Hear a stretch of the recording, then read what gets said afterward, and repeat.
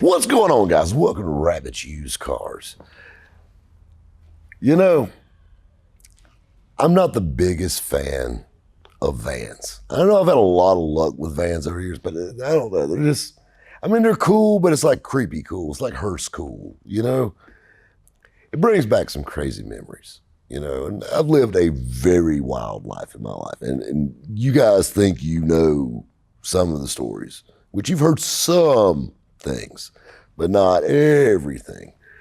And this van, the first thing I think of when I see it is I had a buddy of mine back in my stand-up comedy days who was the creepiest strip club DJ you ever met in your life. And his name was Chip.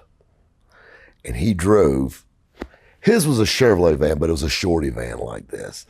And he went from club to club, and he was that guy. Hey, over on the main stage.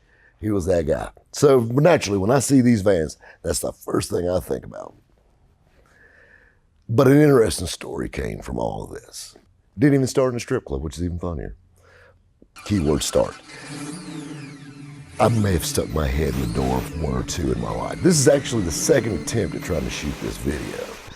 The first time, I think I might have came in a little too hot. Me and Matt, the camera guy, had a super good idea. We made a few phone calls and we were filming on location. And the video turned out beautiful. So we sent it in for an early, just give them a little, let them get a check and go over it. And needless to say, it didn't make the cut. So we had to tame it back down. So this is attempt number 2 at this story.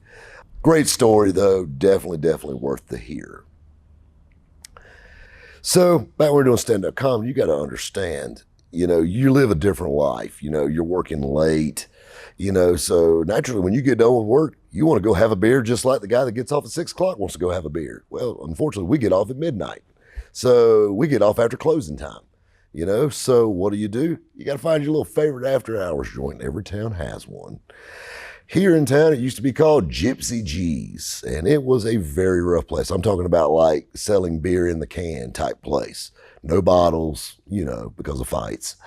That's basically where all your service industry, your comedians, you know, your small time band guys, that's where everybody ended up on Friday and Saturday night after hours. And so you had this hodgepodge mix of people. Well, another late night party type variety is exotic dancers. So you usually had a few of them there too. Hey, they like to drink and have a good time too. Me and my strip club DJ buddy Chip were actually hanging out at Gypsy G's.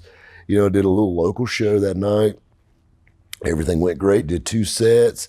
And I'm sitting back drinking, you know, a lukewarm Coors Light in the can. Still hate that beer to this day because of that.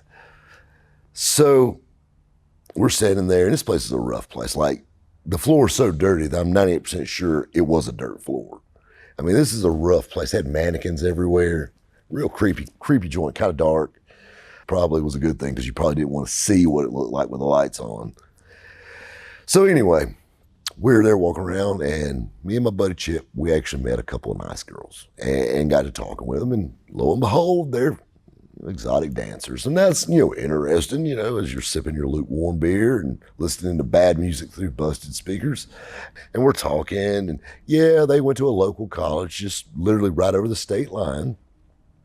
And, you know, oh man, you need to come out and see us dance sometime. And we talked for hours just shooting bull. We literally shut this place down. It was like sun up when we walked out, which happened quite a bit back in the day. So the next night, you know, my buddy was working the club. I didn't have a show. I might as well just stick my head in the door and see what's going on. Well, you know, as soon as I sit down, get a big hug from behind. And who is it? It's my friend that I met the night before. And let's just give her a name. Cammie is her stage name. I'll tell you her stage name. Her name was Cammie. And Cammie and her friend Roxy, stage name, was, you know, early 20s, you know, attractive, you know, just cute girls hanging out in this rough after hours bar. And we got to talking. And of course, they were exotic dancers. And, you know, that's cool, you know, and me being a guy about town, of course, I can always make anybody laugh. And with a face like this, you got to be able to. You'll never get laid. even when I was doing stand-up comedy, I mean, I was still selling cars and buying things. I've always kind of been into buying different things, maybe not creeper vans so much, but different things. My little honeypot thing I loved to buy then was commercial vehicles. I was really big into, I got a buddy that tipped me off on those. And I started going to auctions and buying, vans and, heavy trucks and just everything, work trucks, utility company trucks, cherry picker trucks, all this stuff. And we would buy, go in and buy these things like straight from these plants and just have big auctions. And I was making a lot of money. I even started buying those aero boards you see on the highway. I started buying those because those actually sell really good. And just all kinds of random things. Actually, I remember one time I actually bought a traffic light changing truck. And if you'll ever see a traffic light changing truck, it looks like a boom truck, like a tree service or something would have, but it only goes straight up. It's got a scissor lift in the back. So you drive straight under the red light, it raises straight up, you can change the red light. Actually ended up selling it to a little small town that needed one. So that actually worked out. So I love buying that kind of stuff. That was my thing back then. It wasn't real exciting stuff, but it made good money, and so here we are in the club and, and just having a great time laughing and cutting up. Well, we made good friends and I'll leave it at that, and we partied a lot and hung out a lot and, they'd come into town instead of staying in a hotel, they'd stay at old Rob's house, and hell, I had a nice house. I told them, I said, there's no reason for you girls to get hotel rooms. Just, stay with me on the weekends, save your money. So they'd come stay with me on the weekends. And then I kind of got a job. I got to play bank for Cammie and her friend Roxy. And you got to understand, when you go to a lot of these clubs, there's no such thing as locked doors or lockers that are locked. They ain't like that, So you're walking around with wads of cash on you and things like that. And it's basically on your person. Well, when you're walking around in this business, that's a little hard to do sometimes. And you can lose your money and you really can't trust anybody with cash like that. So what I would do is I'd go to the comedy club and, do my thing, whether I was a feature act or if I was working the door or whatever I was doing that night. I would come in, do my thing, leave there, come to the club, sit down, have a beer, smoke a cigarette, hang out, socialize with everybody. That'd be the bank. She'd come by, she'd drop off that way. I kind of hold her money for her while she's doing her thing. Keep in mind, these girls are working. This is their job. So, I mean, it's all fun and games, but they're also there to make a living. That's what they do. And, I was just kind of helping her keep up with her stuff and, had a great time. It worked out great and it went good. Well, like I said, Cammie and Roxy were staying at my house on the weekends. And, so they were staying at the house and, well, they seen kind of my setup. I had my little home office and here I am playing around online, looking at auctions and things like that were selling. Cammie comes into my office, had the lights turned down, monitor on, it was late at night. And she came in, she said, what are you doing? She pulled up a chair and she goes, I know you sell stuff, but like, what do you sell? She said, are you like a drug dealer or something? And I'm like, no, I'm not a drug dealer. So I showed her and I was showing her some of the commercial vehicles I was looking at. And I said, there's a really big auction coming up for the power company in town. Actually, it's a huge power company. There's the same power company for like 3 states. And they were having a big auction in Metrolina up in North Carolina. I took her with me and we actually went to a big auction in Metrolina up in North Carolina and she bought a couple F-150s, just plain Jane, 4-wheel drive V6 F-150 XLs. She bought those trucks and I showed her some of my honey holes online to sell some things. Next thing you know, in a week they were flipped and she doubled her money on them. And how are you? Good, how are you? Doing better now. So anyway, she flipped, she did a few flips. And she got, those trucks sold. And that was exciting. That's a thrill, just like anybody with their first flip. I've heard it a million times. And she got the bug. And you could see that twinkle in her eye. And you could tell she had the hustle a little bit. She said, when's the next time we're going to have one of these auctions? And I said, well, there'll be another one coming up soon. Sure enough, about 6 weeks later, they were having another auction. Well, next thing you know, I started taking her with me to more auctions. Then next thing you know, she started buying more cars. Hell, there was times she actually bought more than I did sometimes. I really created a monster with this one. Well, as would have it, as time goes on, I transition in my life. I'm not the clubber anymore. I'm not going out anymore. Cammie, she's graduating from college and she doesn't want to continue with this. And, we kind of part ways. I mean, she's living up in North Carolina. I'm down here in South Carolina and we lost track of one another. Well, fast forward a few years down the road, I get a friend request on Facebook. About 2 years ago, I was playing around on Facebook and I get a friend request. Well, sending me a friend request on Facebook is virtually impossible because I'm booked out all the time. I seen it in like my stack of 1,700 friend requests waiting. Cammie. Well, lo and behold, except, we'll delete one and bring her in. Mix up the stock a little bit. Literally, as soon as I accepted it, I had a message in my inbox. How have you been? She said, I've been seeing your videos online. And she said, I just want to say hey and thank you. And I said, really?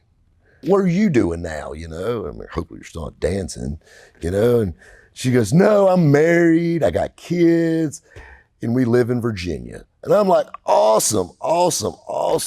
Congratulations and all this stuff, and sending me pictures of her old man and kids and all this stuff. And I mean, it's great. I love it. I said, so what are you doing for a living now? She said, you didn't know? I'm curious. I couldn't even wait for a response. I click on her Facebook page and it says she works at blah, blah, blah commercial truck sales. And then I looked and said where she worked, and this is large commercial truck dealership.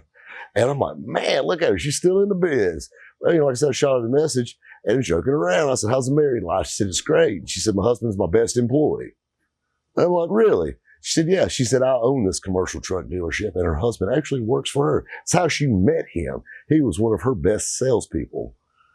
And I started thinking to myself, all of this from a girl I bumped into at a little after hours joint that was spinning on the pole.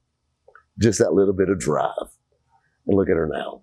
A little bit of direction and a little bit of drive. And she's set for life. She's got a career now.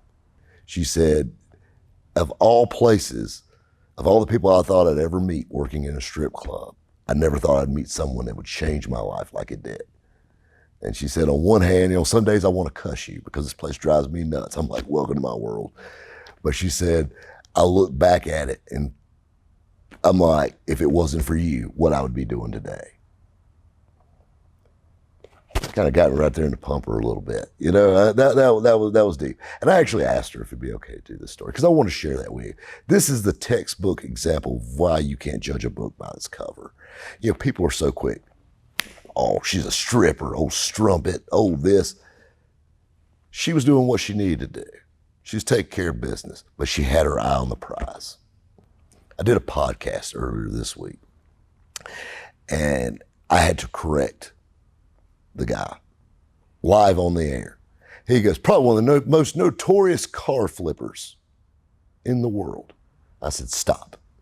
I said, first of all, I hate the term flip. Just like Cammie, I'm a salesman. That's what I do. I'm not a flipper. I'm not a hack. This is my trade. Just like the brick mason, just like the guy that builds houses, just like the electrician, just like the plumber, just like anybody else. This is my job. I'm not a flipper. I'm a salesman. I love that story because so many times when people get into jobs like that, it can go the other way. And you know what? I've done a lot of crazy things in my life, but I like to think I've done a lot of good too. Just remember that next time. A little bit of advice can go a long way. Guys, we'll catch you next time at Rabbit's Used Cars. If you like what you see, make sure you like and subscribe. Okay, so pick back up. Pick back up. Okay. You ready? So I need to pick up at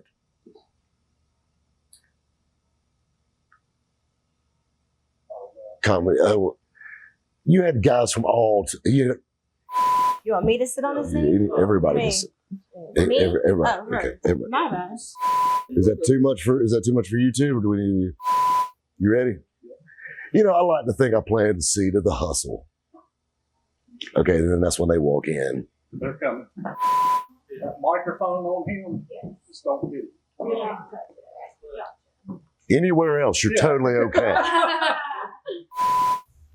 Kobe's over here. Kobe's instructing. Kobe's showing them what to do. Looking all right? Everything look good? Yeah. Hey, Rob.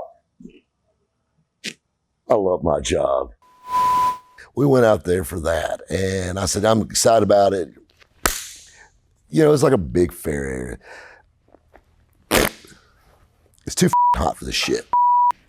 I'm melting.